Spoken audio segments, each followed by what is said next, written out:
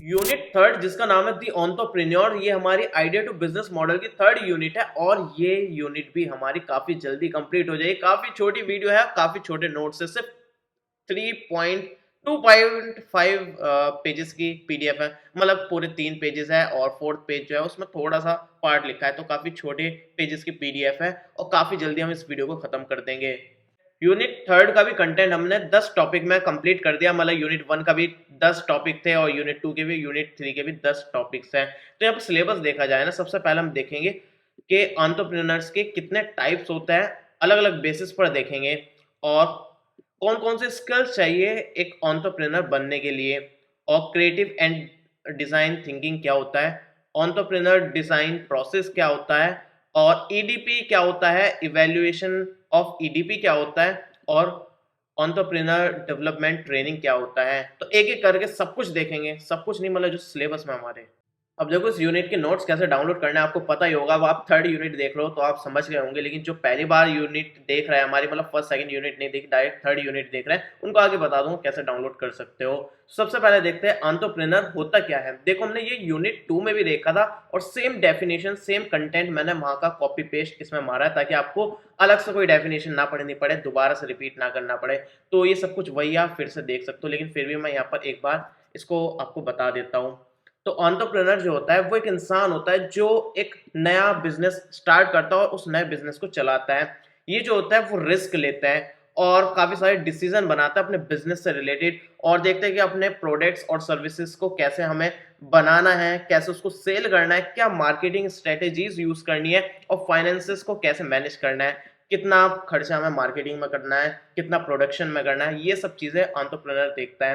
Entrepreneurs जो होते हैं वो अपने मन से ना कुछ नया इनोवेशन करते हैं, कोई नई चीज बनाते हैं, या फिर कोई प्रॉब्लम है तो उसका सॉल्यूशन ढूंढते हैं और वो अपना टाइम और पैसा इन्वेस्ट करता है अपने बिजनेस में, ताकि वो एक सक्सेसफुल बिजनेस बन पाए।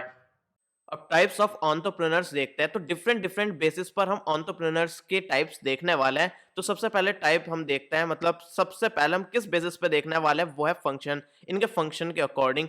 और ये आप बोल सकते हैं डैन हॉफ के अकॉर्डिंग भी देखने वाले हैं। तो अगर आपके एग्जाम में आ जाएगा डैन हॉफ के अकॉर्डिंग आप टाइप्स ऑफ एंटरप्रेन्योर्स लिखो, तो ये 4 टाइप्स होते हैं, इनका आप लिख सकते हो, उनको लिख सकते हो। बाकी आता है टाइप्स ऑफ एंटरप्रेन्योर्स लिखो, तो बाकी इसके अलावा आगे भी दे रखा है अलग अलग बेसिस पर, वो आप सब लिख सकते हो।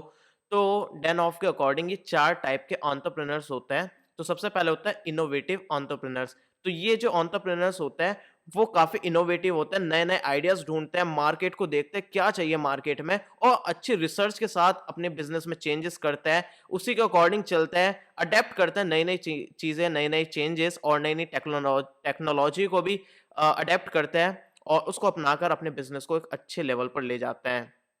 उसके बाद होता है इमिटेटिव एंटरप्रेन्योर्स। तो इमिटेटिव एंटरप्रेन्योर्स जो होता है वो ज्यादा दिमाग का इस्तेमाल नहीं करते, जो पहले से रिसर्च हो रखी है, पहले से प्रोडक्ट्स है, जो पहले से सर्विसेज आ रहे हैं, उन्हीं को ही अपनी तरफ से बेचते हैं, उन्हीं को ही सेल करते हैं, कोई इनोवेशन नहीं लगाते, कुछ चेंजेस नहीं करते। हाँ बिल्कुल एग्जैक्ट कॉपी पेस्ट तो नहीं करते हैं, वो थोड़े से चेंजेस लाते हैं अपने प्रोडक्ट्स में।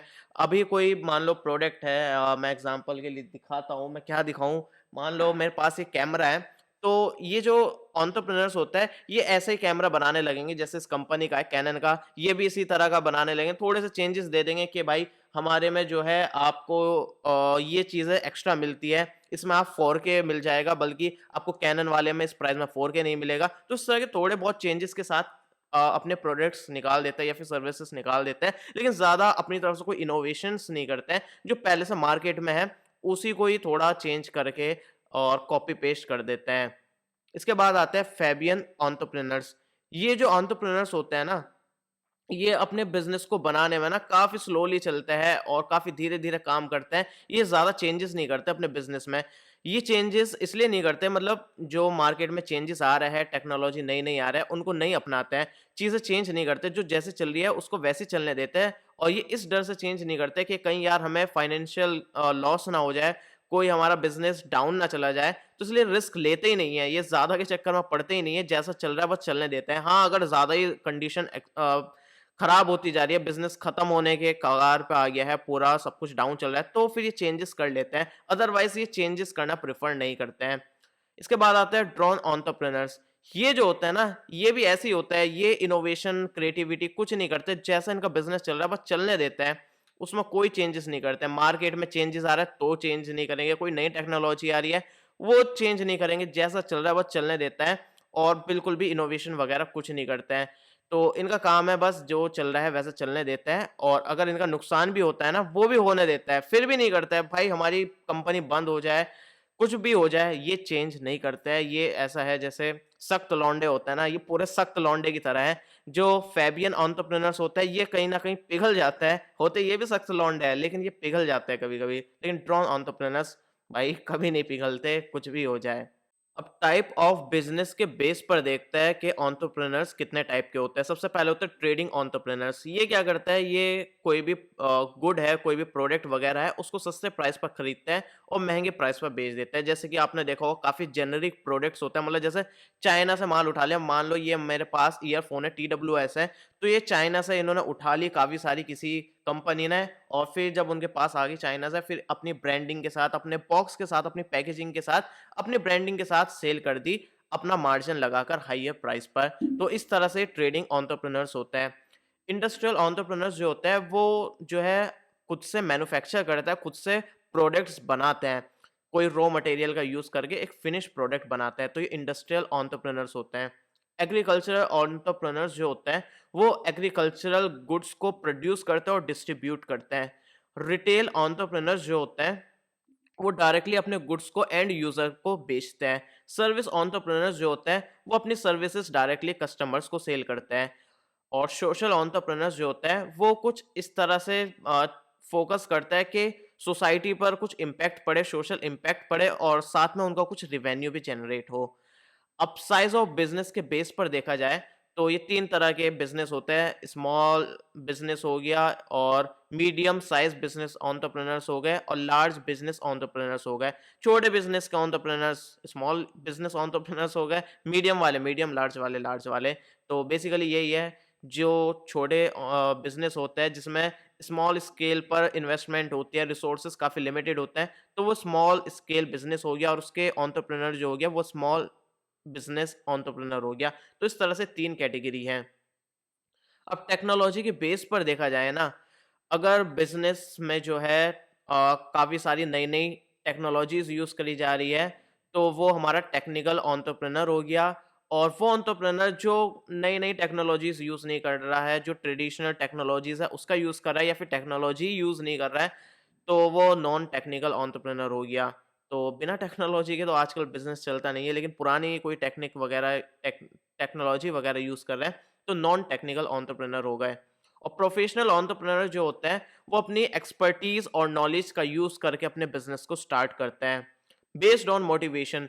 तो एंटरप्रेन्योर जो होते हैं, उनको कहाँ से कैसी मोटिवेशन मिली है, उसके अकॉर्डिंग देखा जाए किस-किस तरह के एंटरप्रेन्योर्स होते हैं।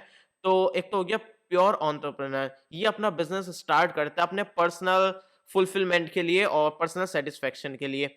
इंड्यूस्ड एंटरप्रेन्योर जो होता है, ये अपने बिज़नेस को स्टार्ट करता है क्योंकि हो सकता है उनकी जॉब चली गई हो या फिर रिटायर हो गए हो और अभी वो फ्री हो, उनके पास कोई काम करने के लिए है नहीं, तो वो अपना बिज़नेस स्टार्ट करते हैं। तो ऐसे एंटरप्रेन्योर्स को बोलते हैं इंड्यूस्ड एंटरप्रेन्योर्स। अब इसके बाद होते हैं मोटिवेटेड एंटरप्रेन्योर्स। ये जो एंटरप्रेन्योर्स होता है, ये पैसा कमाने के लिए बिज़नेस शुरू करता है कि भाई मुझे काफ़ी ज़्यादा पैसा कमाना है, मुझे काफ़ी ज़्यादा वेल्थ बनानी है, तो ये जो है मोटिवेटेड एंटरप्रेन्योर्स होता है। इसके बाद होता है स्पॉन्टेनियस एंटरप्रेन्योर्स। ये जो होता है वो एंटरप्रेन्योर्स होता है, जो अपने बिज़नेस को स्टार्ट करता है जब उनको कोई अचानक से कोई आइडिया मिलता है या फिर कोई इंस्पिरेशन मिलती है, मतलब कहीं जा रहे थे, मार्केट में उनको दिखा कि यार उनको लगी ये बात कि ऐसा कुछ होना चाहिए, ऐसा अगर हो जाए तो काफ़ी अच्छा होगा, तो वो इस तरह से कहीं से आइडिया मिल जाए या फिर कहीं से इंस्पिरेशन मिल जाए किसी को देखकर, तो इस तरह से उनका कोई प्लान नहीं होता बिज़नेस स्टार्ट करने का, लेकिन अचानक से कोई आइडिया या फिर इंस्पिरेशन मिल जाए और बिज़नेस स्टार्ट कर दें, तो वो एंटरप्रेन्योर्स स्पॉन्टेनियस एंटरप्रेन्योर्स कहलाते हैं। अब देखा जाए डेवलपमेंट स्टेज के अकॉर्डिंग, तो फर्स्ट जनरेशन एंटरप्रेन्योर्स होता है, ये अपनी फैमिली के पहले एंटरप्रेन्योर्स होता है जो बिज़नेस स्टार्ट करते हैं। उसके बाद होता है मॉडर्न एंटरप्रेन्योर्स। तो ये वो एंटरप्रेन्योर्स होते हैं जो लेटेस्ट टेक्नोलॉजीज़ को यूज़ करते हैं अपने बिज़नेस को चलाने के लिए और नई-नई प्रैक्टिसेज़ का यूज़ करते हैं। क्लासिकल एंटरप्रेन्योर्स वो होते हैं जो पुरानी टेक्निक यूज़ कर रहे हैं और पुरानी वैल्यूज़ के अकॉर्डिंग चल रहा है, पुरानी मशीन वगैरह और पुराने तरीके यूज़ कर रहा है, वो क्लासिकल एंटरप्रेन्योर्स होते हैं। जैसे कि आपको पता होगा क्लासिकल एंटरप्रेन्योर्स आप समझ सकते हो कि कहीं पर अगर वो मार्केटिंग कर रहा है तो ऐसे ही मार्केट में कहीं अपने पोस्टर लगा दिए और इस तरह से उन्होंने कहीं टीवी पर ऐड चला दिए।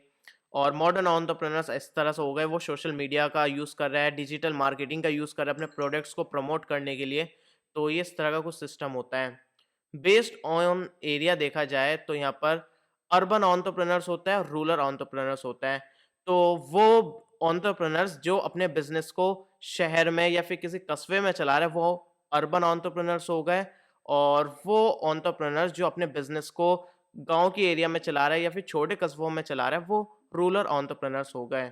अब बेस्ड ऑन ओनरशिप देखा जाए तो एंटरप्रेन्योर्स जो होता है प्राइवेट एंटरप्रेन्योर्स हो सकता है, स्टेट एंटरप्रेन्योर्स हो सकता है, जॉइंट एंटरप्रेन्योर्स हो सकता है। प्राइवेट वाले वो होते हैं जो प्राइवेटली अपने बिज़नेस को चला रहे हैं और जो गवर्नमेंट ऑन बिज़नेस होता है वो स्टेट एंटरप्रेन्योर्स हो गए। जॉइंट एंटरप्रेन्योर्स वो होते हैं जिनका बिज़नेस में 2 या फिर 2 से ज़्यादा इंडिविजुअल्स या फिर एंटिटीज़ इन्वॉल्व होती है। उसमें 2 से ज़्यादा लोग इन्वॉल्व होते हैं।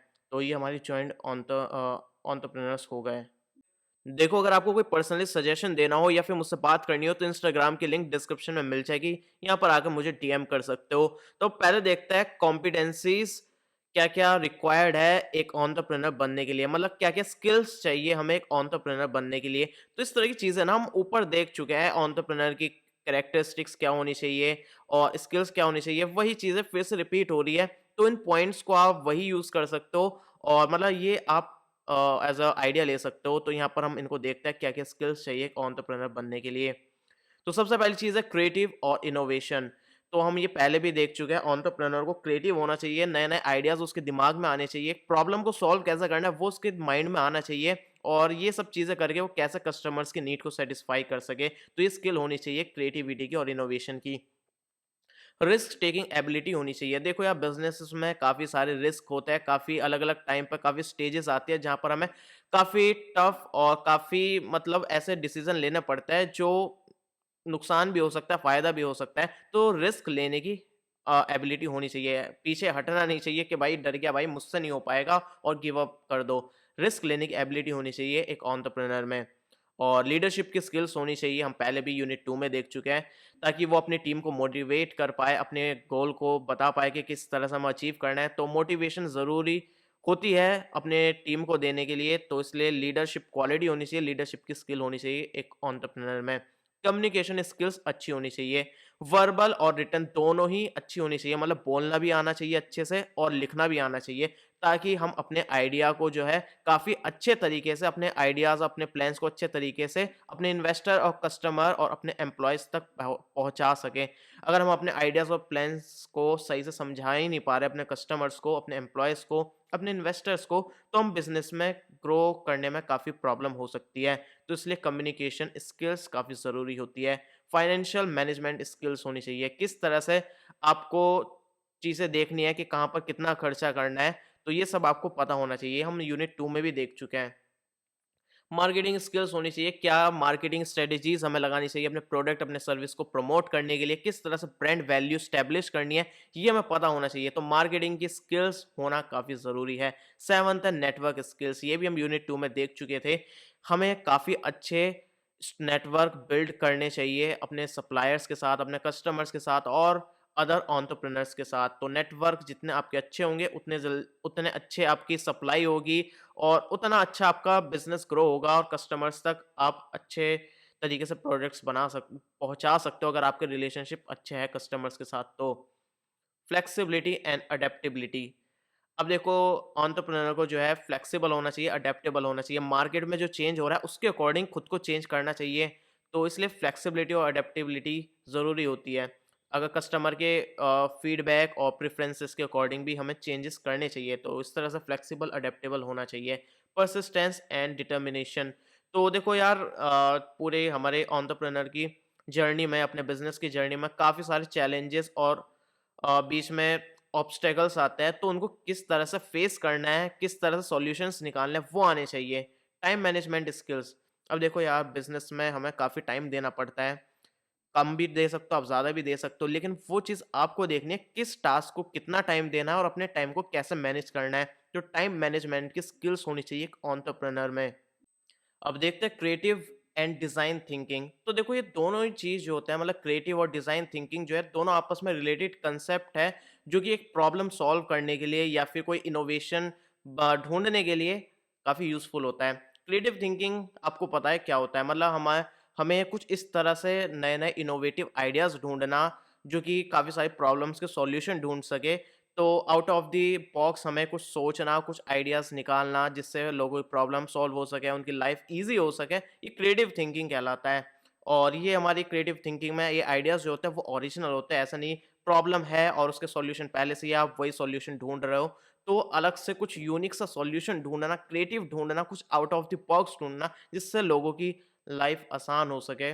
तो ये हमारी जो है क्रिएटिव थिंकिंग होता है, इसमें काफ़ी सारे आप इमेजिन करते हो, विजुअलाइज़ करते हो काफ़ी सारी चीज़ों को, तो ये सब चीज़ें होनी चाहिए, स्किल्स होती है विजुअलाइज़ करने की, इमेजिन वगैरह करने की। अब डिज़ाइन थिंकिंग में क्या होता है, आपने प्रॉब्लम सॉल्विंग की अप्रोच होती है, जिसमें हम क्या करते हैं, काफ़ी सारे एक्सपेरिमेंट्स करते हैं, काफ़ी सारी चीज़ें अलग-अलग तरीके से, अलग-अलग पॉइंट ऑफ व्यू से देखते हैं, अपने यूज़र को ध्यान में रखते हुए। जैसे कि एग्ज़ाम्पल के लिए बता दूँ, अगर कस्टमर को सुनना है कि मुझे म्यूज़िक सुनना है और म्यूज़िक किस तरह से अच्छे एक्सपीरियंस से सुन सकते हैं, तो हमने सोचा कि यार इस तरह की कोई एक वायरलेस टीडब्ल्यूएस बनाता है, एक वायरलेस ईयरफ़ोन बनाता है। तो हमने सोचा और काफ़ी डिफ़रेंट तरीके सोचे कि कस्टमर क्या-क्या सोच सकता है। वो सोचेगा कि यार ईज़िली कनेक्ट हो जाए। जैसे हम खोलेंगे तो सोचेंगे यार ईज़िली कनेक्ट होनी चाहिए और फिर इसको लगाएँगे, फिर सोचेंगे कि यार कस्टमर चाहेगा कि कंफर्टेबल फ़ील होनी चाहिए। तो इस तरह से कस्टमर्स को ध्यान में रखते हुए हम डिज़ाइन की थिंकिंग करता है, किस तरह से डिज़ाइन करना चाहिए वो चीज़ें देखते हैं। तो उसमें 5 स्टेजेज़ होती है, सबसे पहले होती है एम्फे एम्पैथाइज़। तो सबसे पहली चीज़ ये है कि हम यूज़र की ज़रूरत को समझें, क्या नीड है। फिर हम काफ़ी सारी हमने उनकी नीड्स को सोचा, फिर हम स्टेट करेंगे एग्ज़ैक्ट हमें क्या नीड है और क्या प्रॉब्लम है, उस चीज़ के पीछे क्या प्रॉब्लम है जिस वज़ह से यूज़र को इस चीज़ की ज़रूरत पड़ रही है। फिर हम आइडिएट करेंगे, मतलब काफ़ी सारे हम आइडियाज़ ढूँढेंगे, काफ़ी अलग-अलग तरह के आइडियाज़ सोचेंगे। ये नहीं सिर्फ़ हमने एक आइडिया सोच लिया, हम अलग-अलग तरीके के आइडियाज़ सोचेंगे। जैसे हमने ये ईयरफ़ोन सोची कि भाई कस्टमर को म्यूज़िक सुनना था, हमने सबसे पहले ये देखा। फिर हमने प्रॉब्लम ढूँढी कि क्या है कि मार्केट में सस्ती ईयरफ़ोन्स है नहीं, ये प्रॉब्लम है और यूज़र की नीड है कि उनको अच्छा म्यूज़िक सुनना है। तो हमने फिर थर्ड थर्ड स्टेज पर आए आइडिएट पे। तो हम काफ़ी सारे आइडियाज़ बना रहे थे। हमने सोचा कि ईयरफ़ोन जो हम लाइट वेट बनाएँगे, काफ़ी कॉम्पैक्ट बनाएँगे। अब हमने देखा यार कॉम्पैक्ट बन गई, छोटी सी बन गई, कंफर्टेबल भी है। हमने देखा इतनी छोटी बना दी, इसमें बैटरी इतनी छोटी लगी कि बैटरी बैकअप कम है। अब ये भी प्रॉब्लम है। हमने सोचा फिर अच्छे बैटरी बैकअप वाली हम ईयरफ़ोन्स बनाएँगे। तो इस तरह से अलग-अलग तरीके के हमने सॉल्यूशन ढूँढे, अलग-अलग आइडियाज़ ढूँढे। फिर हमने प्रोटोटाइप बनाए, मतलब हमने लार्ज स्केल पर प्रोडक्शन नहीं करी, हमने कुछ सैंपल्स बनाए, फिर उसको टेस्ट करा। अगर वो सही तरीके से काम कर रहा है, तो फिर हम अपने सॉल्यूशन को आउट कर देंगे और उसको टेस्ट करेंगे। अब देखते हैं एंटरप्रेन्योर डिसीजन प्रोसेस क्या होती है। तो एक बिज़नेस को शुरू करने के लिए काफ़ी सारी डिसीजन लेने पड़ते हैं, काफ़ी सारी डिसीजन प्रोसेस होती है एक नए बिज़नेस को स्टार्ट करने के लिए। तो यहाँ पे कुछ स्टेप्स दे रखे हैं जो कि डिसीजन प्रोसेस है अलग-अलग स्टेजेस पर। तो अगर कोई नया बिज़नेस स्टार्ट कर रहा है, तो सबसे पहला है कि हमें बिज़नेस अपॉर्च्युनिटी ढूँढनी पड़ेगी कि हम कहाँ-कहाँ बिज़नेस कर सकते हैं। वही चीज़ है मार्केट में गैप जानेंगे, कस्टमर्स को क्या चाहिए, क्या नीड है और क्या फुलफ़िल नहीं कर पा रहे हैं कोई, तो हम उस बिज़नेस अपॉर्च्युनिटी को ढूँढेंगे, मार्केट के गैप को ढूँढेंगे।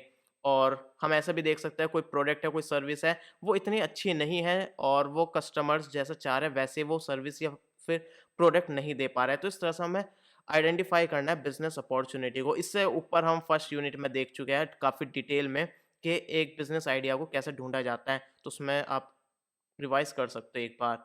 इवैल्यूएटिंग द अपॉर्च्युनिटी, अब हमने देखो अपॉर्च्युनिटी तो ढूँढ ली, अब हम उसको इवैल्यूएट करेंगे, क्या वो सच में उसमें बिज़नेस करने लायक है या फिर नहीं? मान लो आपने देखा कि यार कस्टमर्स को चाहिए हवा में उड़ने के लिए एक गैजेट, सिर्फ़ मोबाइल जितना गैजेट हो वो और बटन दबाया उड़ जाए। क्या वो फ़ीज़िबल है? क्या वो प्रैक्टिकली पॉसिबल है? ऐसा नहीं है ना।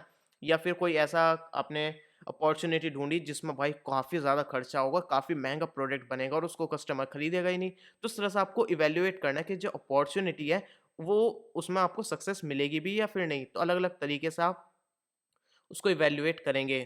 थर्ड स्टेप में जो है बिज़नेस प्लान को आप बनाएँगे, तो आपने सब कुछ सोच लिया कि हाँ भाई आपको कोई आइडिया मिल गया, आपने मार्केट के गैप को जान लिया, एक अपॉर्च्युनिटी मिल गई। लेकिन अब आपको एक बिज़नेस प्लान बनाना है, क्लियर करना है कि क्या हमारा गोल होने वाला है, क्या स्ट्रैटेजीज़ यूज़ करेंगे हम, क्या प्रोडक्ट बनाएँगे और किस तरह से हम उसको मार्केट वगैरह करेंगे।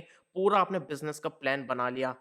इसके बाद है सिक्योरिंग फंडिंग। तो भाई खर्चे की तो ज़रूरत होगी, आपको पैसा चाहिए बिज़नेस स्टार्ट करने के लिए। आप लोन ले सकते हो, क्राउड फंडिंग कर सकते हो या फिर इन्वेस्टमेंट करवा सकते हो। इन्वेस्टमेंट के लिए लोगों के पास जा सकते हो, तो इस तरह से आपको पैसा इकट्ठा करना पड़ेगा।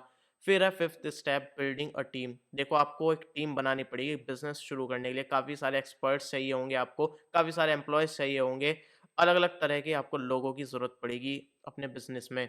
फिर फाइनली आप अपने बिजनेस को लॉन्च कर देंगे लास्ट में। तो ये आपका मार्केट में प्रोडक्ट आ गया और आप पैसा कमाना शुरू कर दोगे और मिठाई के डब्बे बांटोगे, है ना? अब देखते हैं process of entrepreneur development program, मतलब ईडीपी। तो ये ईडीपी जो है ना, एक ट्रेनिंग प्रोग्राम है जो कि डिजाइन करा गया है एंटरप्रेन्योर्स को सिखाने के लिए, उनको नॉलेज देने के लिए, उनको गाइड देने के लिए कि वो कैसे अपने बिजनेस को स्टार्ट कर सकते हो, कैसे वो खुद का अपना बिजनेस चला सकते हैं। तो बेसिकली इसमें ट्रेन करा जाता है कैंडिडेट्स को, ताकि वो अपने नए बिजनेस को शुरू कर सके। तो इसमें काफ़ी सारी नॉलेज दी जाती है, काफ़ी सारे रिसोर्सेज दिए जाते हैं, काफ़ी सारे गाइडेंस, मेंटरशिप दी जाती है ताकि एक सक्सेसफुल बिजनेस चलाया जा सके। तो इस ईडीपी के फेजेस क्या-क्या होते हैं, इस ट्रेनिंग के क्या-क्या फेजेस होते हैं? इसमें 3 फेज होते हैं, pre training phase, training phase और post training phase. Pre training phase जो होता है, उसमें सबसे आइडेंटिफाई करा जाता है कि कौन-कौन से पोटेंशियल पार्टिसिपेंट्स हैं। उनको बताया जाता है कि आप इस ट्रेनिंग में क्या सीखने वाले हो, क्या हमारा गोल होगा और एट द एंड आप क्या यहाँ से सीख कर जाओगे, क्या-क्या एक्सपेक्टेशंस है। और बेसिकली यहाँ पर फ़ैमिलियर करा जाता है कैंडिडेट्स को कि आप इस ईडीपी में क्या करने वाले हो, इस प्रोग्राम में, इस ट्रेनिंग में क्या सीखने वाले हो। ट्रेनिंग फेज में एक्चुअल जो स्किल्स दी जाती है वो दी जाती है और काफ़ी सारी नॉलेज दी जाती है। तो स्किल्स और नॉलेज दी जाती है ताकि वो अपने बिजनेस को स्टार्ट कर सके। यहाँ पर काफ़ी सारे सेमिनार्स होते हैं, काफ़ी सारे ट्रेनिंग सेशंस होते हैं और काफ़ी सारी चीज़ होती है, काफ़ी सारी वर्कशॉप होती है, काफ़ी तरीकों से यहाँ पर नॉलेज दी जाती है और स्किल्स डेवलप करी जाती है कैंडिडेट्स में, ताकि वो अपने बिजनेस को स्टार्ट कर सके। तो एक्चुअल जो मेन ट्रेनिंग होती है वो ट्रेनिंग फेज में ही होती है। पोस्ट ट्रेनिंग फेज में क्या होता है, काफ़ी सारे जो कैंडिडेट्स हैं जो जिन्होंने अच्छे तरीके से यहाँ पर अपनी स्किल्स को डेवलप करा है और काफ़ी सारे यहाँ पर उन्होंने नॉलेज गेन करी है, काफ़ी सारी उनको नॉलेज आ गई, काफ़ी सारा सीख लिया उन्होंने और अब वो अपने बिजनेस को स्टार्ट करना चाहते हैं। तो पोस्ट ट्रेनिंग फेज में जो होता है, उनको सपोर्ट करा जाता है, उनको मेंटरशिप दी जाती है, उनको गाइड करा जाता है वो किस तरह से स्टार्ट कर सकते हैं। काफ़ी सारे कोच होते हैं, वो उनको काफ़ी सारी हेल्प करते हैं और काफ़ी सारे जो रिसोर्सेस रिक्वायर्ड होते हैं उस पार्टिसिपेंट्स को, उसको वो रिसोर्सेस दिए जाते हैं। तो इस तरह से पोस्ट ट्रेनिंग फेज में जो है, उसको पूरा सपोर्ट करा जाता है, गाइड करा जाता है, रिसोर्सेस दिए जाते हैं ताकि वो अपना बिज़नेस को स्टार्ट कर सके। ऑब्जेक्टिव्स क्या-क्या होता है ईडीपी के? तो ईडीपी के ऑब्जेक्टिव्स होते हैं, सबसे पहले तो पोटेंशियल एंटरप्रेन्योर्स को आइडेंटिफाई करना और नॉलेज और स्किल्स को डेवलप करना एक इंडिविजुअल में, ताकि वो एक एंटरप्रेन्योर बन सके और एंटरप्रेन्योरशिप की क्वालिटीज़ को मजबूत करना, डेवलप करना, मोटिवेट करना और एक स्मॉल एंटरप्राइज़ को कैसे स्टार्ट करना है, उसकी पूरी प्रोसीजर सिखाना और उसको बताना कि किस तरह से आप एक न छोटा-सा एंटरप्राइज़ स्टार्ट कर सकते हो और कैसे आप प्रोजेक्ट को सेलेक्ट कर सकते हो, सही प्रोजेक्ट को, सही प्रोडक्ट्स को। ये यहाँ पर ऑब्जेक्टिव होता है ईडीपी का और फ़ॉलो-अप असिस्टेंट होता है, मतलब बाद में उनको असिस्ट करने का भी यहाँ पर ऑब्जेक्टिव होता है और यहाँ पर ट्रेन करा जाता है कि वो एनवायरनमेंट के थ्रेट्स कौन-कौन सा है उसको पहचाने, कैसे वो उनको समझ सकते हैं और फिर उसमें अपॉर्च्युनिटीज़ कैसे देख सकते हैं एक बिज़नेस स्टार्ट करने की। अब देखते हैं इवैल्यूएशन ऑफ ईडीपी। तो इवैल्यूएशन ऑफ ईडीपी कुछ नहीं है, ईडीपी को इवैल्यूएट करता है बाद में कि जो हमारा ये प्रोग्राम रहा था, ट्रेनिंग प्रोग्राम रहा था जिसमें हमने ट्रेन करे काफ़ी सारे एंटरप्रेन्योर्स को, क्या वो अपने गोल को, हमारा जो गोल था ईडीपी का, वो हम अचीव कर पाए या फिर नहीं। पार्टिसिपेंट से फीडबैक लेता है और देखता है कि हमने जो सिखाया वो उन्होंने प्रैक्टिकली कुछ करा भी है या फिर नहीं, और कॉस्ट एनालिसिस करता है कि कितना खर्चा हुआ और क्या चीज़ें निकल कर आई है। तो बेसिकली यहाँ पर इवैल्यूएट करा जाता है, देखा जाता है कि जो हमने ईडीपी कंडक्ट करा था, वो सही तरीके से हुआ है या फिर नहीं हुआ। हम क्या-क्या इसमें इम्प्रूवमेंट कर सकते हैं, क्या-क्या हम इसमें चेंजेस कर सकते हैं ताकि ये और इफ़ेक्टिव बने, ताकि जो ईडीपी का मेन गोल होता है उसको हम अचीव कर सकें। एंटरप्रेन्योर डेवलपमेंट ट्रेनिंग, तो ये भी बेसिकली ट्रेनिंग किस तरह से दी जाती है जो एंटरप्रेन्योर्स बनना चाहते हैं या फिर जो स्मॉल बिज़नेस चला रहे हैं, तो उनमें कैसे स्किल्स डेवलप करी जाए और उनको कैसे नॉलेज दी जाए, उनको क्या-क्या रिसोर्सेज़ दिए जाए ताकि वो अपना बिज़नेस को स्टार्ट कर सके या फिर ग्रो कर सके। तो बेसिकली एंटरप्रेन्योर्स को ट्रेनिंग जो दी जाती है, उसमें ये होता है और इसमें काफ़ी सारी चीज़ें कवर करी जाती है कि मार्केट की कैसे एनालिसिस करनी है, फाइनेंशियल कैसे मैनेजमेंट करना है, मार्केटिंग स्ट्रेटजीज़ कौन-कौन सी होती है, कैसे-कैसे यूज़ करनी है, कैसे रिस्क लेना है। बेसिकली सिखाया जाता है कि हम एक बिज़नेस को कैसे ग्रो कर सकते हैं और उसको सक्सेसफुल बना सकते हैं। तो यहाँ पर जो एंटरप्रेन्योर डेवलपमेंट ट्रेनिंग होती है, ये काफ़ी अलग-अलग तरीके से मिलती है, जैसे कि काफ़ी सारे गवर्नमेंट भी देती है, काफ़ी सारे गवर्नमेंट के प्रोग्राम्स भी होते हैं, काफ़ी प्राइवेट ट्रेनिंग प्रोवाइडर्स भी होते हैं, जो प्राइवेटली ये ट्रेनिंग देते हैं। और नोट्स की बात रही तो देखो यार, हमने पिन कमेंट में यूनिट 3 के नोट्स दे रखे हैं, डाउनलोड दिखेगा, डाउनलोड बटन पर जाना और यहाँ पर पासवर्ड दिखेगा, ध्यान से आप पूछोगे पासवर्ड क्या है? हर यूनिट का अलग पासवर्ड है, इस यूनिट का पासवर्ड ये है, यहाँ पर जाकर वेबसाइट पर कॉपी पेस्ट भी कर सकते हो। तो ये हमारी यूनिट 3 कंप्लीट हो गई है और मिलते हैं नेक्स्ट वीडियो में, तब तक के लिए कोई कोई प्रोडक्ट पसंद है, उसमें कोई कमी है, तो वो ढूँढेगा